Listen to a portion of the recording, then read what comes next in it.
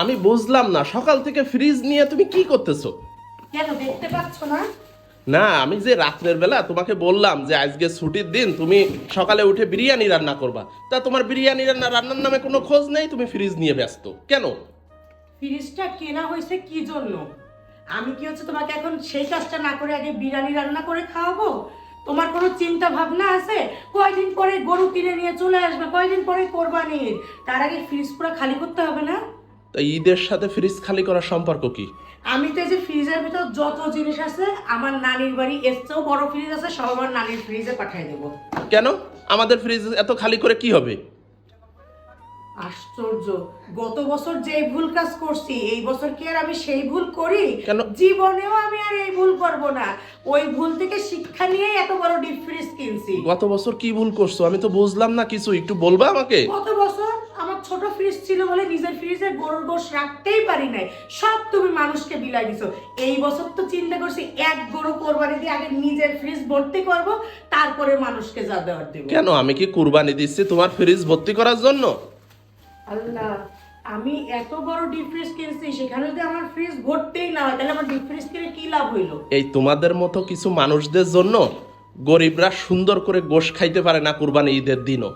কারণ তোমাদের মেন্টালিটি কি যে আমি কুরবানি দেব দিয়ে আমার ফ্রিজ ভরবো, আমি গরিব অসহায় মানুষদের দিকে তাকাবো না, তারা গোশ পাচ্ছে কি পাচ্ছে না সেটা দেখবো না। কুরবানি দেওয়ার নিয়ম কি, বা কুরবানি দিই কি জন্য আমরা? শোনো, এই সব দিন আগে ছিল, এসব মশলা আগে ছিল, আগে হুজুররা বলতো সমান 3 ভাগ করতে হবে, 3 ভাগে বন্টন করতে হবে। হ্যাঁ। কিন্তু এখন দেখছো হুজুররা কি বয়ান দেয়, যে আপনি চাইলে আপনার কোরবানির পুরো মাংস নিজের ফ্রিজে রেখে সারা বছর খেতে পারবেন। কি বলছে? আপনি চাইলে? হ্যাঁ। কোন কোন ক্ষেত্রে সেটা তো বুঝতে হবে আগে। কোন কোন ক্ষেত্রে? আমি মনে করো, চাইছি তাই আমার ফ্রিজ ভর্তি মনে করে করো দেবো। তোমার সারা বছর গোশ কেনার সামর্থ্য নেই, তুমি কোনোভাবে কুরবানি দিছো, সেক্ষেত্রে তুমি কিছু গোশ রাখতে পারো, আত্মীয় স্বজনের ভাগ থেকে মনে হয় এরকম কিছু। বা এরকম হইতে পারে যে 51 সংসারে প্রচুর মানুষ, 60-70 জন মানুষ, সেক্ষেত্রে তুমি একটু গোশ রাখতে পারো আত্মীয় স্বজনের ভাগ থেকে। কিন্তু গরিব দুঃখীর ভাগ থেকে তুমি একটা গোশও রাখতে পারবা না। হুজুররা তো সেটা এখন বলে নাই, বলছে এখন চাইলে আপনি পুরাটাই রেখে দিতে পারবেন। হ্যাঁ, তুমি তো ওইটুকুই শুনবা, পরের মশলাটুকু তো আর শুনবা না। এখন তোমার কি সামর্থ্য নেই গোশ কিনে খাওয়ার?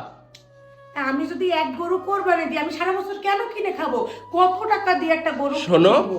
কত টাকা দিয়ে কিনবা এইটা মুখ বড় করে বলার দরকার নেই। আল্লাহকে খুশি করার জন্য আমরা কুরবানি দিই, গরিব দুঃখী অসহায় মানুষদের এক ভাগ, সেই ভাগ সুষ্ঠু মতো ভাগ হবে। হ্যাঁ, গত বছর তো এরকম অবস্থা হয়েছে। হ্যাঁ। গরিব দুঃখীর ভাগেরটা দিছো, নিজের ভাগেরটাও দিয়ে গত দিছো। বছর যেমন ভাগ হয়েছে এই বছরও ভাগ তেমনই হবে। একটা গরু কোরবানি দিয়ে যদি নিজের ঘরেই গোশত থাকে, এটা কিসের কোরবানি? শোনো, গরিব দুঃখীর ভাগ হবে, আত্মীয় স্বজনের ভাগ চলে যাবে, আমাদের ভাগের গোশও যদি লাস্টলি দিতে হয় তাও দিতে হবে। তাই এরকম কোরবানি দেওয়ার মানে কি? নিজের ভাগও যদি দিয়ে দে, আমার টাকা দিয়ে গরু কোরবানিও দিলাম, নিজের ঘরেও ফ্রিজে গোশত থাকলো না, সারা বছর কিনে খেলাম। গোশ থাকার দরকার নেই, কুরবানি দিয়ে মজা কখন জানো? সবকিছুর মানে আত্মতৃপ্তি কোথায় জানো তুমি এইটা? কোথায়? যদি আমি এইটা দেখে আমার ভালো লাগবে যে কুরবানির দিন আমার দরজা থেকে খালি হাতে কোনো গরিব অসহায় ব্যক্তি ফিরে যায়নি, তাতে আমার ভাগের গোশত থাকুক বা না থাকুক। তাহলে আর এই ফ্রিজ থেকে নামাই কি লাভ? ফ্রিজের জিনিস ফ্রিজে ঢুকায় রাখি। দরকার হয় রাখো সব, যেটুকু